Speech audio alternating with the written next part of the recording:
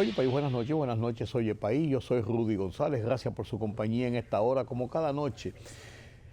Aquí por Color Visión, cuando uno llega al estudio aquí, uno puede venir cargado de problemas del día, tensiones, las tensiones regulares, pero cuando uno se encuentra con personajes como Peluche, por ejemplo, uno tiende a botar el golpe.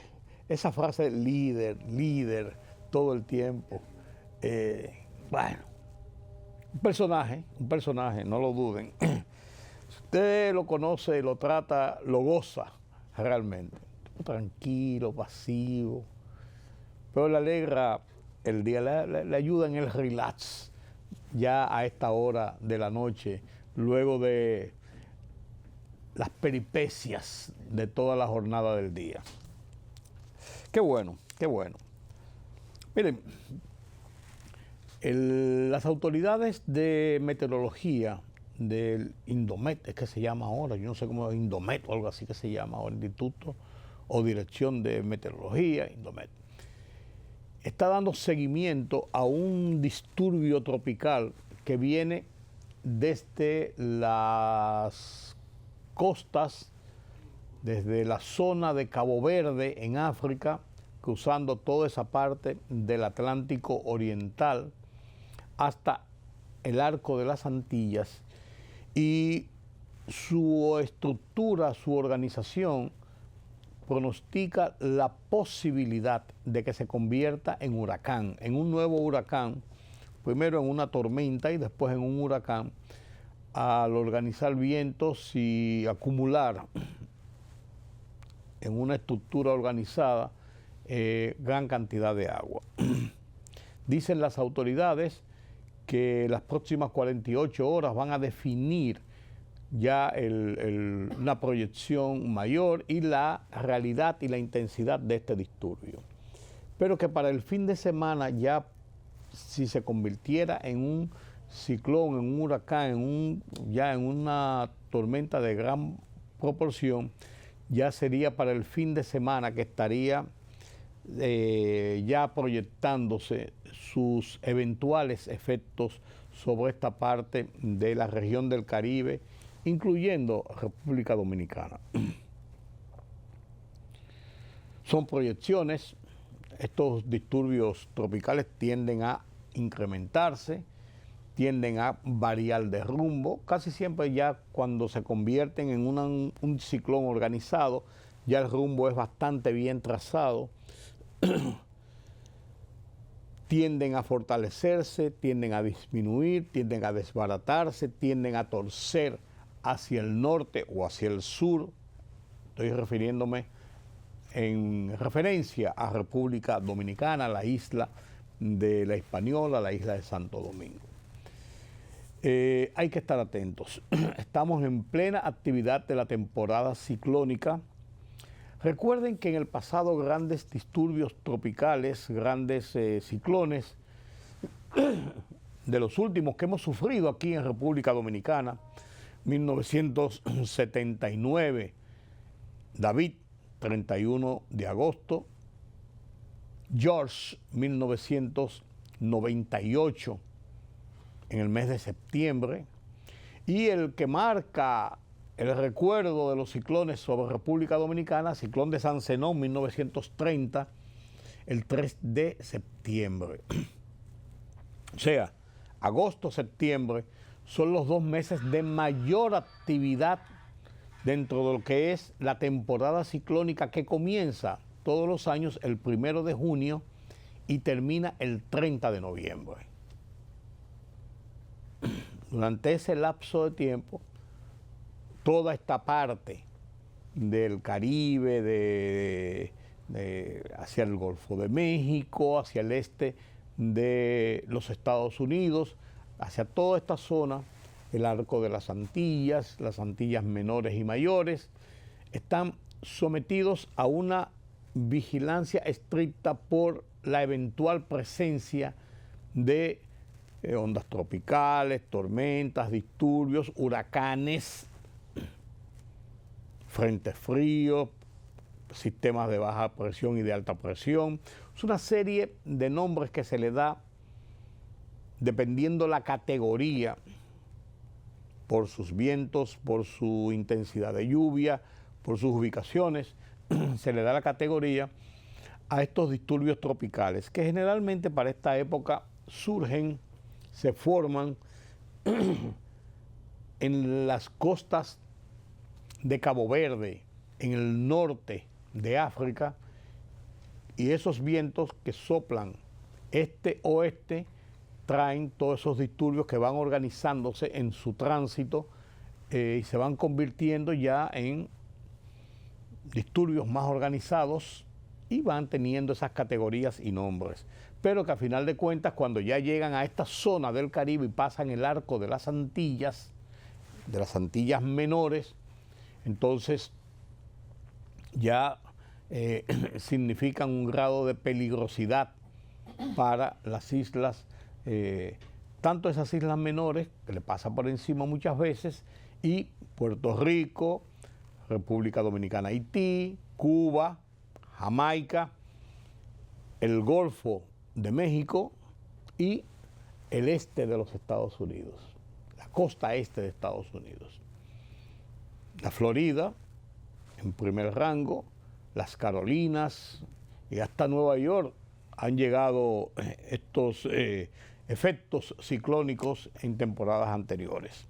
Así que debemos estar atentos porque conjuntamente con esto también otra advertencia es el tema del calor, un calor intenso. Ayer, dice meteorología, y en el curso del día de hoy se sentía había una sensación térmica por encima de 35, 36 grados, mientras la temperatura real estaba en 32 aproximadamente. Hay elementos que en un momento dicen que se sentía la sensación térmica hasta 40 grados, un intenso calor.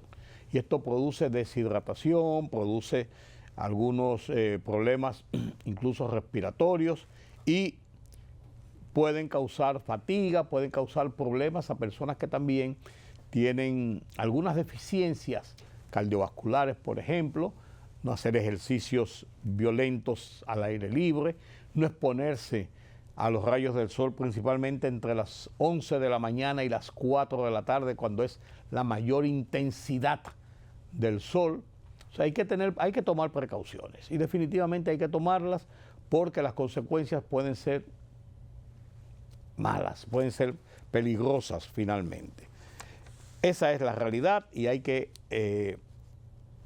tener controles y estar atentos a esto. El tema de la violencia se convierte realmente en una situación para mirar, para observar, para buscar o tratar de encontrar correctivos. Nos preocupa, nos preocupa. El caso de la exdiputada de La Vega, que está luchando por la condena que enfrenta y está luchando por salvar, ir a la cárcel, continúa siendo un caso interesante en los tribunales del país. En la situación política, el presidente Luis Abinader ha hablado en la semanal sobre este tema de las campañas y ha puesto el dedo en la llaga. No cabe dudas, además de esto, que el turismo sigue siendo uno de los puntales principales del desarrollo económico de República Dominicana. El lunes, en la semanal, el presidente habló ampliamente sobre el tema, enfocado principalmente al auge de las líneas aéreas. Y ya el martes, en una reunión, en una actividad con el ministro de Turismo, se refirió nueva vez al tema y a la trascendencia y la importancia del turismo para la economía dominicana. Rusia y Ucrania, la crisis está llegando a la economía rusa, una guerra prolongada de 2 años y tantos, está haciendo ola. Estos y otros temas los tratamos después de la pausa. El presidente Luis Abinader reveló que tras meses de trabajo, el proyecto para modernizar la ley de la Policía Nacional, en etapa de consenso, con líderes políticos y sociales clave, en aras de construir una reforma que responda a las verdaderas necesidades del país. Este proyecto, considerado por el mandatario como una ley transformadora, busca revolucionar la institución para hacerla más eficiente, profesional y cercana a la ciudadanía, el cual se presentará a todos los sectores antes de ir al Congreso. Este martes 2 de septiembre marcó un momento histórico para el comercio electrónico en República Dominicana, con la llegada del primer vuelo de carga directa de Amazon al Aeropuerto Internacional de las Américas, AILA, dando inicio formal a las operaciones de la gigante tecnológica en el país. La información había sido adelantada por el director general de aduanas, Eduardo Yayo Sanz Lobatón, quien calificó este acontecimiento como un hito en el desarrollo del e-commerce dominicano y una consolidación del país como hub regional de carga aérea.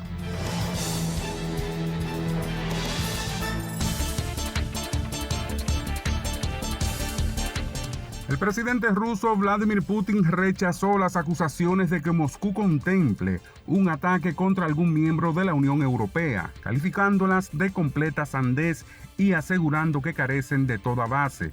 Durante una reunión en Pekín, transmitida en directo por la televisión rusa, en víspera del 80 aniversario de la victoria de China sobre Japón, el mandatario ruso subrayó que para cualquier persona sensata estas acusaciones son una provocación o resultado de una total incompetencia, al tiempo que insistió en que Rusia no ha tenido, no tiene ni tendrá intención de atacar a nadie. El presidente venezolano Nicolás Maduro advirtió que si su país es agredido pasaría inmediatamente al periodo de lucha armada para garantizar la soberanía y la paz nacional. Si Venezuela fuera agredida, pasaría inmediatamente al periodo de lucha armada en defensa del territorio nacional, de la historia y del pueblo de Venezuela.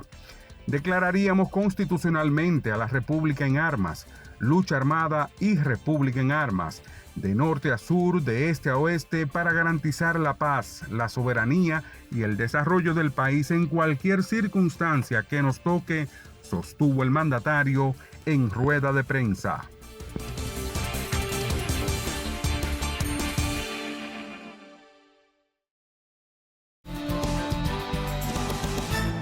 La situación de la violencia que se ha generado en los últimos días, yo he dicho muchas veces que la violencia en República Dominicana viene como por oleadas. Vemos un tiempo donde hay uno que otro episodio, 2 episodios, y va marcando. Sin embargo, hay un momento donde hay unos picos, y se mantienen unos picos altos, 2, 3, 4 días, una semana, 2 semanas, y luego comienza a buscar una estabilidad, y así sigue, y vuelve más o menos, y vuelve y hay esos picos. Estamos en uno de los picos altos en este momento. La muerte de 3 personas en el factor de Nagua, se batieron a tiros. La muerte de 3 personas en un tiroteo en la zona oeste de la capital, en Herrera.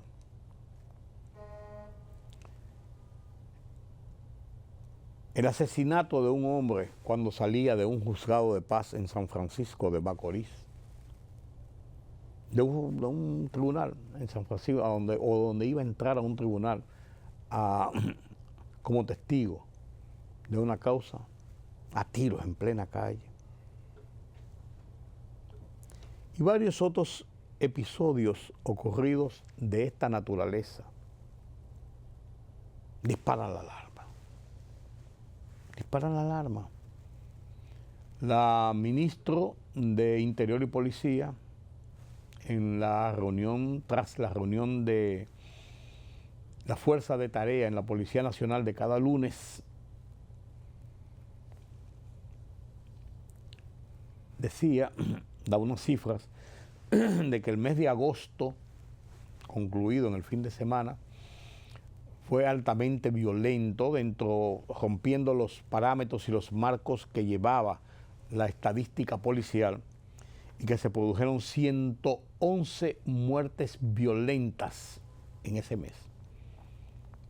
Estaríamos hablando, si se lo mata cero, si calculamos así rápido, unos 35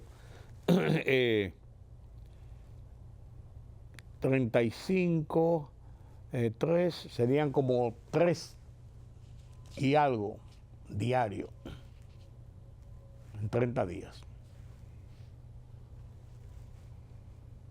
Casi 4 personas diarias en 30 días, ¿sí? 4 personas diarias en 30 días, un promedio alto para la República Dominicana, donde las autoridades cada día anuncian, cada semana anuncian que están manteniendo cierto control y que han ido bajando la tasa de criminalidad del país. La situaban la semana pasada o antes pasada en 8.5 por cada 100.000 habitantes. Ha llegado a tener 25, 26 en República Dominicana y por tiempos se ha mantenido un poco estable, se había mantenido entre 15, 16 hasta 20, 14 hasta 18, ahí se ha mantenido en esos rangos, pero las autoridades han informado que medidas que se han ido tomando han ido descendiendo en esa tasa de criminalidad. Pero no cabe dudas de que se ha disparado hasta el 31 de agosto del 2025 en el país han muerto 887 personas en hechos violentos. Criminalidad por disputa social, asuntos delincuenciales, enfrentamientos con la policía, acciones de pandillas, los llamados feminicidios o violencia intrafamiliar, pero un total de 887 personas han fallecido en los primeros 8 meses del año. Y eso es alto, y es una cifra que hay que buscar la manera, la forma de tratar de conjurar. Y hay episodios que son de violencia, aunque no producen muerte, pero sí de alta violencia, como son las violaciones de 2 jovencitas, una jovencita de 21 años y otra niña de 13 años, a manos de grupos de personas. En el caso de la joven de 21 años, 6 personas involucradas en una violencia desaforada, salvaje, múltiple,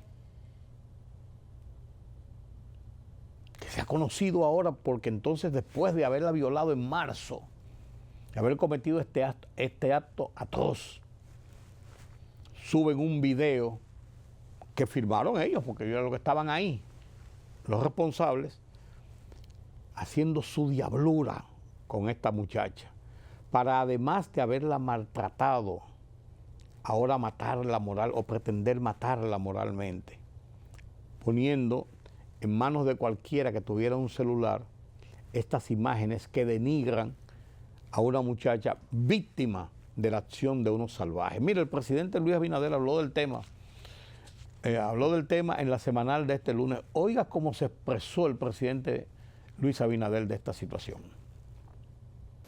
Bueno, lo primero, que esos no son hombres, son salvajes. Son salvajes y cobardes.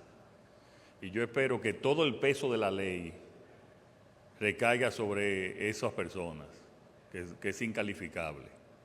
Y lo mismo creo que hay otro caso también en Salcedo también, Salcedo es San Francisco, perdón. En San Francisco también, en este caso de una menor de 13 años, también que está bajo investigación. Estos son casos que tienen que tanto el Ministerio Público y especialmente la justicia tienen que aplicar todo el peso de la ley, repito, a estos actos de salvajes. No cabe dudas. Esta es la realidad. Esta es la realidad de cómo la sociedad ha percibido este crimen, porque esto es un crimen. Y lo más penoso es que alguna gente ha tratado de buscar incluso justificación a esto. No han faltado quienes han dicho que, bueno, esa muchacha ya con 21 años, ella a lo mejor sabía lo que estaba haciendo. Y han dicho hasta que tenía eventualmente una relación consentida con alguno de esos violadores y que se aprovechó la coyuntura. Pero lo que se cometió es una salvajada, es un crimen, no tiene ninguna justificación. Pero encima de lo que han hecho, tratan todavía de echar más lodo. Entonces, así como el presidente dice que espera una sanción ejemplarizadora, yo creo que la sociedad debe reclamarlo y debe exigirlo. Porque en la medida en que haya una sanción ejemplarizadora sobre acciones criminales de esa naturaleza, futuros que podrían incurrir en lo mismo, lo piensan dos veces, porque sabe lo que le puede esperar o lo que le esperaría de parte de la justicia y de parte de la sociedad. Hay que procurar como sociedad que haya realmente una sanción ejemplarizadora en un episodio de esta naturaleza. No puede bajo ninguna circunstancia buscarle atenuantes, darle de lado, que son... Hay dos menores en toda esta cosa y no están siendo juzgados aparentemente dentro del expediente, dentro del grueso de lo que cometió esta acción. Pues tienen que recibir una sanción también. Son perfiles de personas que se convierten después en delincuentes, en violadores, porque no hay consecuencias. Y eso le mueve el morbo y lo hace ser temerarios y osados en repetir acciones de esta naturaleza y mayores incluso. Y mayores incluso. Hay que esperar sanciones realmente ejemplarizadoras. Miren, la exdiputada Rosa Amalia Pilarte, del partido oficial en La Vega, ha sido condenada por la Suprema Corte de Justicia a 5 años de reclusión, el pago de una multa, al ser encontrada culpable por la Suprema Corte de Justicia de lavado de activos, de testaferrato, lavado de activos, con vínculos con el narcotráfico incluso. Algo así es que dice la sentencia. Esta exdiputada tuvo un proceso, un juicio en única instancia en la Suprema Corte de Justicia, porque cuando se le acusó, ella aún era diputada y goza, un diputado, un legislador, goza de esa jurisdicción que no es privilegiada, sino jurisdicción especial, por ser un funcionario electo, incluso si no es agarrado en flagrante delito, no va a prisión preventiva, aunque pudiera tener una medida de coerción en su hogar, pero no va a prisión preventiva y se le conoce su proceso en una sola instancia, en la Suprema Corte de Justicia. La Suprema Corte de Justicia la condenó.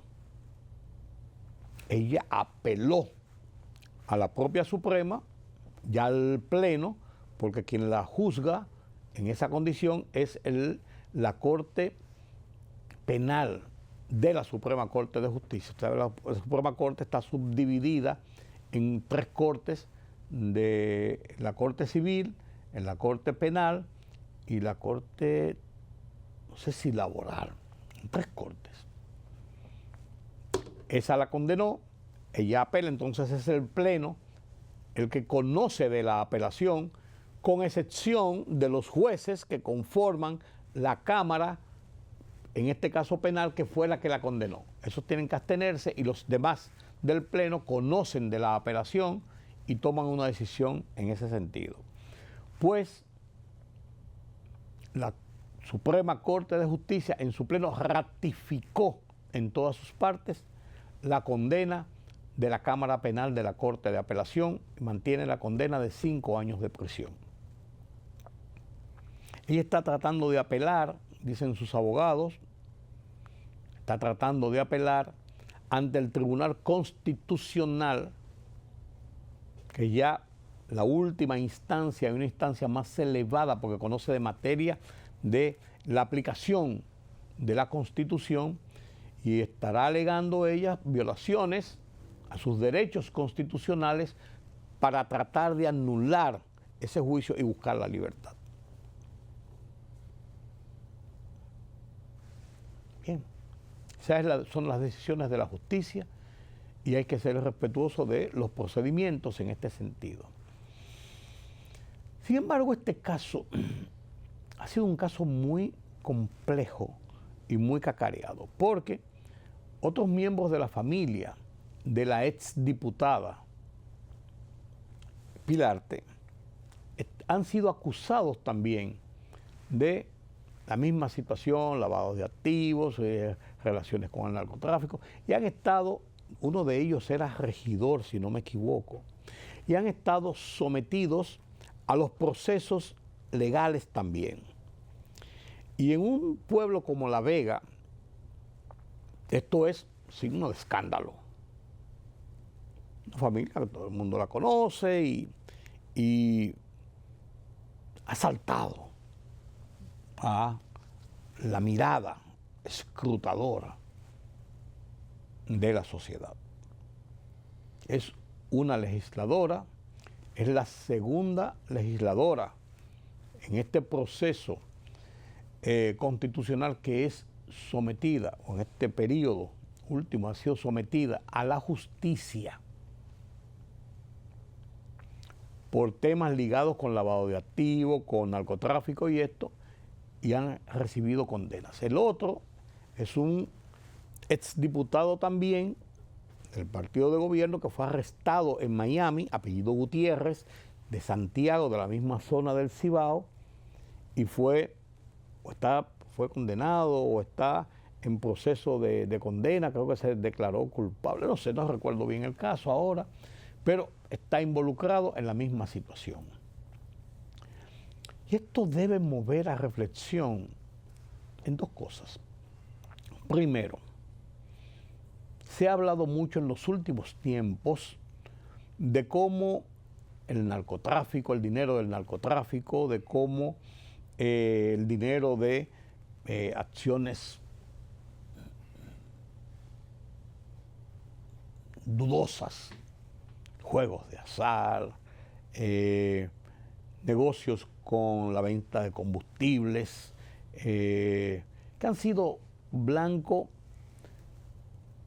de investigaciones y de críticas, en muchos casos, cómo esos recursos han llegado de la mano de personas que han resultado electos en posiciones legislativas, por ejemplo, atribuyéndose que hay una influencia de esos recursos y que esa influencia a los incumbentes relacionados podría tener en un momento determinado influencia en la toma de decisiones como es la elaboración de leyes, pero además del goce de una jurisdicción especial y hasta privilegiada de inmunidad que los hace ser o tener privilegios por encima de la generalidad de la sociedad frente a la justicia y frente a eventuales acciones ilegales. Todo esto dicho de una forma muy laxa. Entonces esto pone en el tapete esta aprehensión que se ha estado manifestando en los últimos tiempos en República Dominicana en los procesos electorales. Y la segunda lección que esto ofrece es que debe motivar a la sociedad, a la gente, al pueblo, a los electores, a mirar con más detenimiento estas eventuales candidaturas y presentaciones de personeros o personajes que buscan una posición electiva en los procesos electorales, amparados, apoyados o identificados con los millonarios recursos que ofrecen actividades ilícitas. Fácilmente identificables estos personajes. Saber cómo votar en los momentos de las elecciones. Dos lecciones que debemos sacar de estas experiencias. Dos lecciones que debemos sacar de estas experiencias. Miren, hablando del tema político incluso, en las últimas horas, en los últimos 2 días, 3 días, la gente, gran cantidad de la sociedad, ha puesto su mirada a las acciones de la Junta Central Electoral de cara al régimen de consecuencias a aplicar por las advertencias que ha hecho a partidos, a aspirantes, a precandidatos, sobre campañas y acciones fuera de los plazos establecidos en la ley electoral y la ley de partidos. Porque ha pasado hasta este momento que la Junta ha hecho advertencias similares. Estamos en campaña sin estar en una campaña abierta y estamos contaminando el ambiente social del país, involucrándolo en una rebatiña y una campaña política fuera de tiempo que viola la ley. Y hay establecido claramente sanciones desde una amonestación hasta sacar a una persona e inhabilitarlo como candidato si violentan estas disposiciones. Sin embargo, no ha pasado nada. En el pasado inmediato ha ocurrido, han habido advertencias, han habido demostraciones de posiciones duras de la Junta, pero no han llegado a una consecuencia y las cosas han seguido. Ahora estamos inmersos en una casi desbocada, y aunque se trata de aparentar de que no es esto, de que es aquello, de una campaña interna de los 3 principales partidos del sistema político dominicano. Partido de gobierno y 2 partidos de oposición. Y la Junta ha hecho las advertencias del lugar. Se va a acatar la decisión de la Junta. De lo contrario, va a haber sanciones en ese sentido. No sabemos. No sabemos. El presidente Luis Abinader en la semanal de este lunes se refirió a esto de las campañas, incluso respondiendo una pregunta de un periodista. No solamente a nosotros, creo que se lo hizo a varios partidos políticos. Nosotros lo tomamos y lo vamos a aceptar como tenemos que aceptarlo. Yo no creo que el PRM sea el partido que está más en campaña, yo creo que están todos en campaña. Si tú te preguntas este fin de semana, ¿dónde estaba haciendo campaña los PRMistas? Sin embargo, los otros partidos tenían actividades desarrollándose. Pero, repito, la vamos a aceptar porque esa es la ley.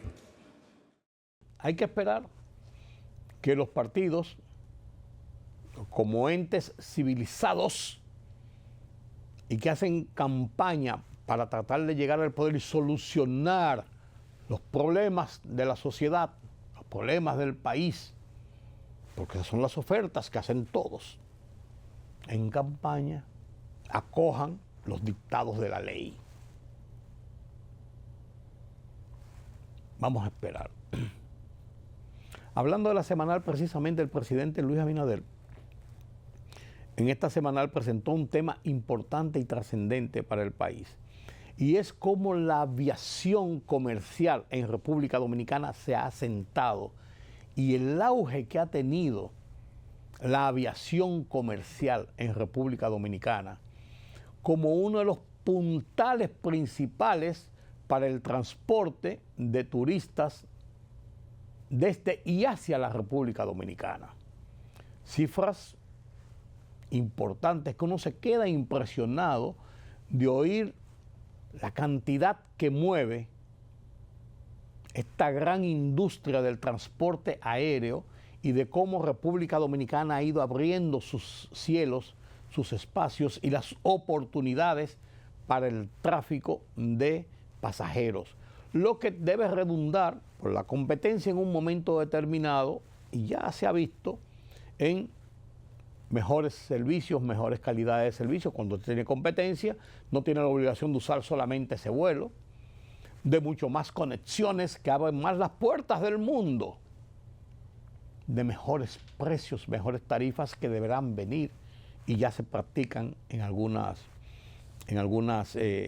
rutas y en algunas competencias. Esta fue la exposición sobre este tema, que creo trascendente para el desarrollo económico de República Dominicana. La aviación civil dominicana vive un momento histórico de transformación y crecimiento gracias al esfuerzo coordinado entre la Junta de Aeronáutica Civil, el Instituto Dominicano de Aviación Civil, IDAC, y el Departamento Aeroportuario y Aduanas también. El país ha logrado avances significativos en seguridad operacional, en modernización de aeropuertos, digitalización de procesos y expansión de la conectividad internacional. En relación con la Junta de Aviación Civil, es el órgano de carácter normativo y de políticas públicas en materia de aviación civil. Negocia y aprueba los acuerdos bilaterales de transporte aéreo con otros países, como ustedes van a ver más adelante, los diferentes acuerdos. Y es el responsable de la política aérea y las decisiones estratégicas del transporte aéreo internacional y nacional. Estas reformas que fortalecen la aviación civil, en el país son la Ley 57-23, que fomenta la competitividad de la aviación civil e incrementa la movilidad aérea en el país por medio de rutas domésticas e internacionales mediante un régimen de incentivos fiscales. Y la Ley 17-24, que actualiza el marco internacional vigente sobre la aviación civil. Las actividades relativas también al uso de drones en el espacio aéreo nacional, operadores aéreos, navegación aérea, meteorología, aeronáutica, operadores de aeródromos, programas de entrenamiento o los instructores de vuelo, entre otros aspectos que ya la modernidad nos obliga a realizar. En términos de conectividad del transporte aéreo, la visión estratégica de una política de cielos abiertos que va con el desarrollo también del turismo en nuestro país ha contribuido significativamente a la conectividad aérea internacional, siendo la República Dominicana, y es bueno que escuchen esto, siendo la República Dominicana el segundo país con mayor índice de conectividad aérea en toda Latinoamérica. Esta es una fuente del Consejo Internacional de Aeropuertos, ASI. El incremento en la capacidad de los operadores locales pasó de 695 en el 2020 a 3.232 en el 2025. O sea, es un 365% de crecimiento. Y de 6 líneas aéreas locales pasamos a 13 líneas aéreas locales con un 116% de crecimiento. Pasamos de 50 a 73 acuerdos bilaterales suscritos entre la República Dominicana y diversos estados. Estos fueron formalizados en los últimos 5 años.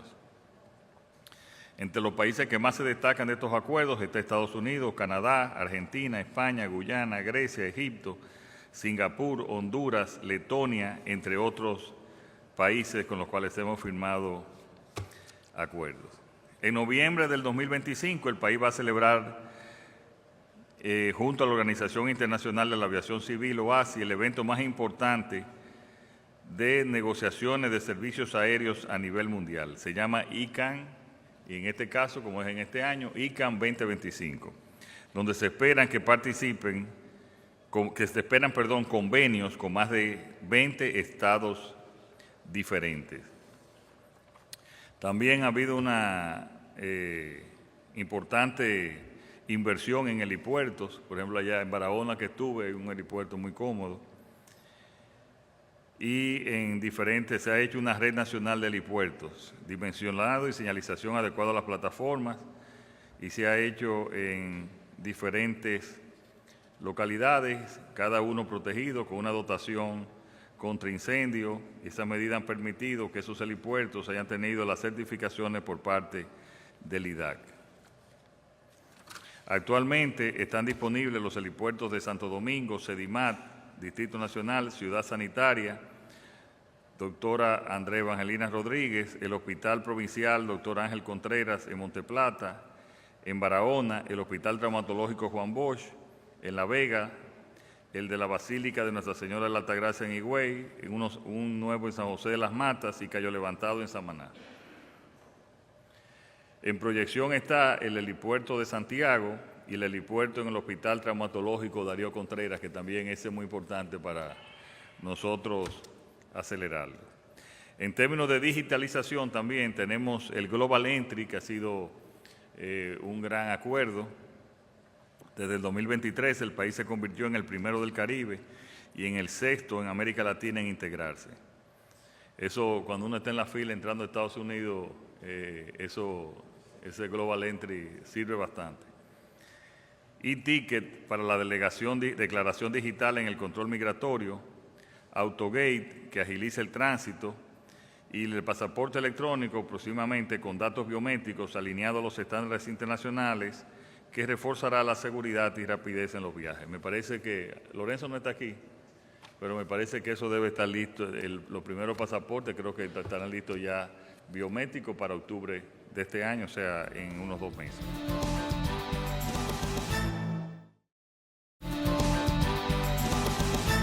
Gracias por continuar con nosotros aquí en Oye País. Y mientras los líderes del mundo socialista, de aquella parte del mundo, China, Corea del Norte, Rusia, India y otros gobernantes se reúnen allá en una cumbre con motivo de las conmemoraciones que se realizan en China, en Beijing. Mientras esto ocurre, la guerra de Rusia contra Ucrania continúa a todo dar. Se está tratando de lograr concertación para buscar acuerdos de paz, cese al fuego, pero ¿qué va? Los combates continúan, sigue intensa la cantidad de muertos, heridos, ciudades destruidas. Pero mientras esto ocurre, dentro de Rusia, esta guerra prolongada que lleva más de 2 años ya, está provocando cada vez más serios problemas en la economía interna de Rusia. Una economía que en los últimos años había estado con mucho control y que había sido muy floreciente y que es parte del sustento mismo del gobierno de Vladimir Putin. Esto ha provocado descontentos internos, no solamente de la sociedad, de la población, sino de grandes empresarios rusos enquistados dentro de la Federación Rusa. La plataforma informativa Deutsche Welle de Alemania presentó un reportaje brillante sobre lo que está pasando a lo interno en Rusia de cara a la guerra que los rusos mantienen contra Ucrania. Los dejo con este reportaje y con esto me despido. Hasta mañana, nueva vez, aquí en Color Visión, en otra emisión de Oye País. Yo soy Rudy González. Pasen un feliz resto de la noche. Miren con detenimiento lo que está pasando a lo interno de Rusia en este reportaje de Deutsche Welle. Rusia está al borde de una recesión, fueron las palabras del ministro de Economía ruso Maxim Reshetnikov hace unas semanas en la Conferencia Económica de San Petersburgo. La economía rusa se está viendo acechada por varios frentes que van desde las sanciones occidentales o la falta de mano de obra hasta la elevada inflación, por mencionar solo algunos. El espejismo del gasto militar que tanto ha empujado el PIB se va disipando y ahora llega la dura realidad.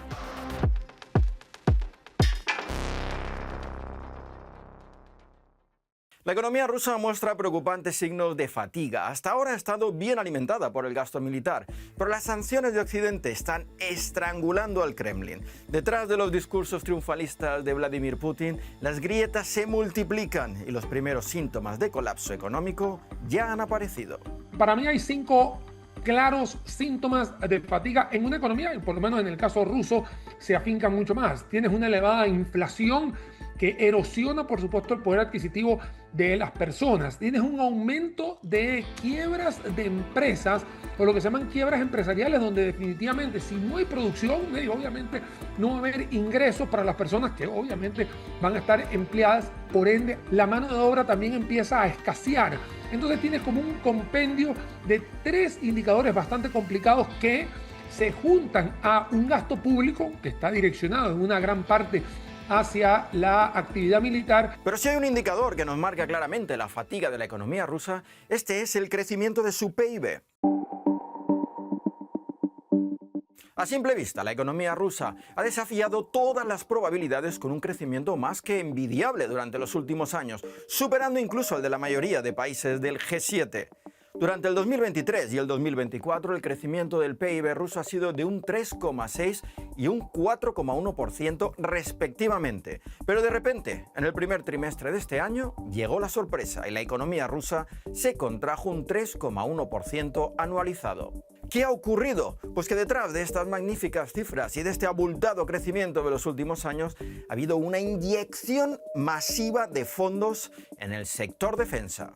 Moscú lleva años expandiendo su economía a base de producir armas e incrementar el gasto militar, pero esa inversión no ayuda a producir más bienes en el futuro ni a mejorar la vida de los rusos. Al final un país tiene que decidir si producir cañones o mantequilla y realmente Rusia pues ha decidido producir cañones. El gasto militar tira de la economía y evidentemente pues durante estos 2 años ha producido una bonanza en las cifras macroeconómicas rusas, especialmente sus cifras de crecimiento, que ahora se empiezan a agotar, ¿no? Al final el producir cañones sin no producir mantequilla pues tiene sus efectos, sobre todo en ese entorno de sanciones y sobre todo en ese entorno de abandono de las multinacionales, de la inversión extranjera, de salida del país, y eso hace que la economía rusa pues hoy se enfrente a cuellos de botella importantes que tienen ese impacto en el crecimiento. La producción industrial, como digo, ha caído significativamente, dejando aparte la producción militar.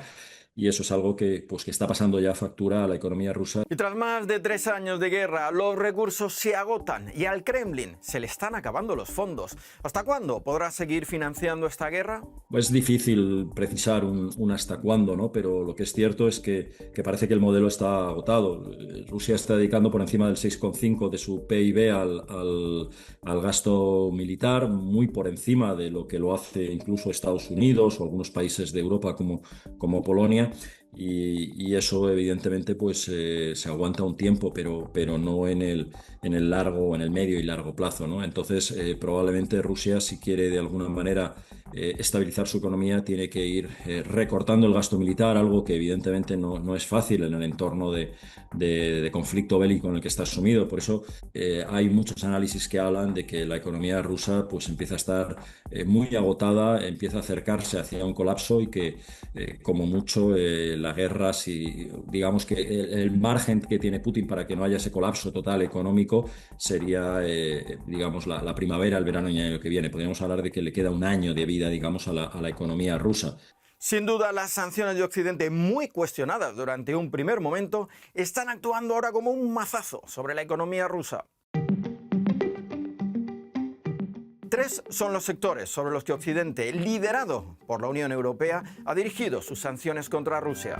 Sector energético, avance en la tecnología y definitivamente el sistema financiero. A nivel energético hemos visto las sanciones directamente con petróleo y gas de Rusia, que ha obligado a que este país haya tenido que buscar como una especie de plan B y plan C. China y la India han sido justamente esos planes o salvoconductos para poder vender un poco más desde el punto de vista energético. A nivel de tecnología hemos visto que los microchips han tenido un veto importante desde el punto de vista de la no accesibilidad a los mismos, y esto hace que se ralentice el tema de la tecnología dentro del territorio ruso. Y el último tiene que ver con el sistema financiero, un sistema en el cual ha tenido una gran cantidad, incluso vetos, más que todo para usar las transacciones internacionales, e incluso dentro de Rusia también hay un contrapeso de no utilizar algunas monedas occidentales como el euro o como el dólar, y está obligando a que se transen en rublos. Entonces acá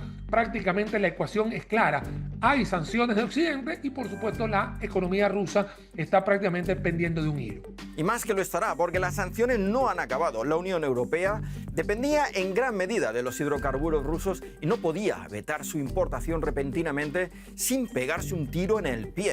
Pero ahora parece que sí está lista para la desconexión energética total de Rusia y retirarle a Moscú su último salvavidas. La Comisión Europea ha dicho que para el 31 de diciembre de 2027 debería ser el último día en que la Unión Europea importase energía de Rusia. Estamos hablando de gas, estamos hablando de algo de petróleo que todavía importamos. Eso sería muy difícil para Rusia, en el sentido de que tendría que recolocar todos esos, exportaciones energéticas en otros mercados asiáticos, y eso es algo que no va a ser tan fácil, y seguramente desde luego no lo podrá hacer a los precios a los que le gustaría. El sector energético ruso, pilar de su economía, se tambalea. Los ingresos por petróleo y gas cayeron un 35% interanual en mayo, ya que el precio del barril de los Urales se desplomó por debajo de los $50. Las sanciones a las petroleras rusas comienzan a surtir efecto. Rusia incluso enfrenta la amenaza de escasez de combustible en su mercado interno, ya que sus refinerías han tenido que reducir la producción. Para obtener recursos de una manera desesperada, el Kremlin ha intensificado la confiscación de empresas en Rusia. Desde que comenzó la guerra con Ucrania, las autoridades rusas han expropiado más de un centenar de grandes empresas por valor de $45.000 millones, casi la mitad a inversores extranjeros. Pero como muchos expertos apuntan, esto es pan para hoy y hambre para mañana. ¿Quién va a querer invertir en Rusia con esta incertidumbre? Mientras el Kremlin corteja a los países del sur global para llenar el vacío dejado por las multinacionales occidentales, los resultados son poco halagüeños. Los últimos datos muestran que la inversión extranjera en Rusia ha caído un 91% respecto a 2021, justo antes de comenzar la guerra. La explicación en la economía es que si usted no tiene seguridad jurídica para poder operar, definitivamente allí no es el lugar adecuado. Y justamente está sucediendo en Rusia. Si estás teniendo confiscaciones, si estás teniendo expropiaciones, hacen de que la poca inversión que está llegando de afuera prácticamente no quiera seguir llegando. Pero no solamente las multinacionales extranjeras están desapareciendo del mapa ruso. Las quiebras empresariales nacionales han aumentado un 26% durante el 2024. La caída del consumo y las altas tasas de interés están detrás de este nefasto dato. La inflación rusa sigue disparada y casi llegó al 9,5% en junio, una muy elevada cifra que ha hecho que el Banco Central ruso tenga que subir las tasas de interés desde el 5% antes de comenzar la guerra hasta superar el 20% recientemente.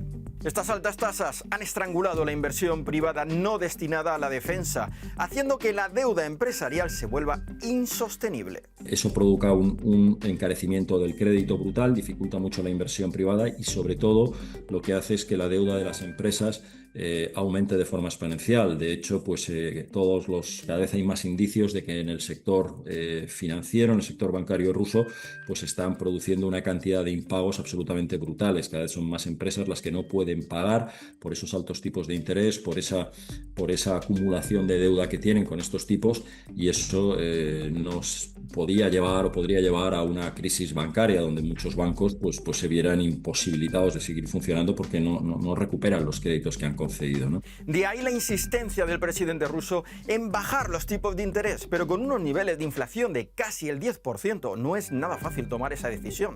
Además de que cualquier bajada de tipos volvería a depreciar el rublo y esto aumentaría incluso más la inflación. Una espiral sin salida.